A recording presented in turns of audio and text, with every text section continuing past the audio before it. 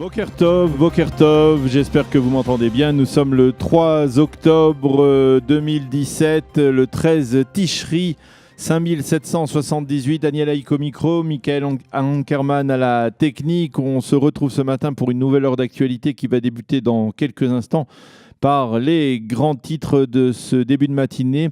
Vers 8h, après ces titres, eh bien, nous serons en ligne avec Samuel Sandler, le père du Rav Yonatan Sandler, le grand-père d'Arié et de Gabriel Sandler, Zichronam Liuracha, qui nous fera partager ses sentiments après la première journée du procès du frère de l'assassin Mohamed Merah qui s'est tenu hier aux assises de Paris.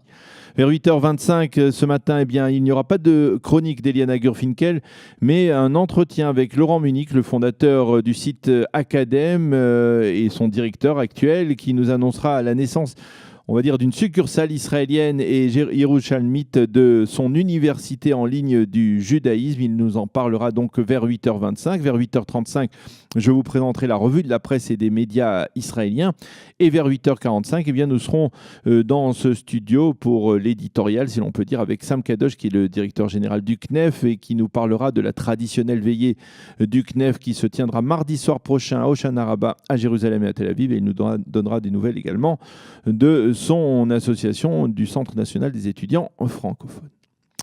Les grands titres de l'actualité, eh bien, c'est bien entendu évidemment le massacre de Las Vegas. Le consul général d'Israël à Los Angeles, Avner Saban, s'est rendu hier à Las Vegas, qui est dans son domaine de juridiction, pour vérifier si des Israéliens avaient été blessés ou même tués dans le massacre d'hier. À l'issue de ces vérifications, il n'y a fort heureusement aucun Israélien parmi les 59 personnes tuées par Stephen Paddock devant le Mandela Bay, et il n'y a également aucun Israélien blessé.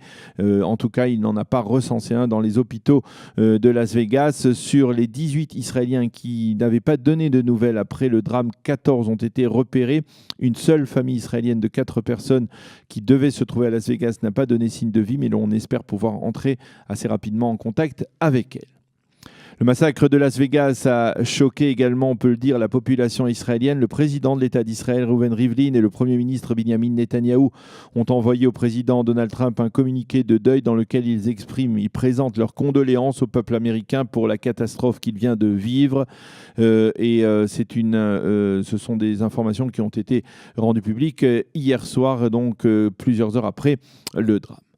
L'émissaire spécial du président américain Donald Trump au Proche-Orient, Jason Greenblatt, a salué hier le rapprochement intervenu entre le Hamas et l'autorité palestinienne, et ce alors qu'aujourd'hui se tiendra à Gaza la première réunion du gouvernement officiel palestinien sous la direction de Rami Hamdallah à Gaza. Cependant, Greenblatt a souligné que les Américains ne négocieront pas avec un gouvernement palestinien qui ne reconnaîtrait pas dans son intégralité l'État d'Israël. Côté israélien, on suit bien entendu de très près ces développements, mais on estime qu'il reste encore beaucoup de questions clés sans réponse dans le cadre de cette réconciliation, comme par exemple, est-ce que le Hamas cédera le contrôle de sa force armée à Zedine El-Qassam au Fatah? Est-ce qu'il acceptera de renoncer au contrôle des frontières?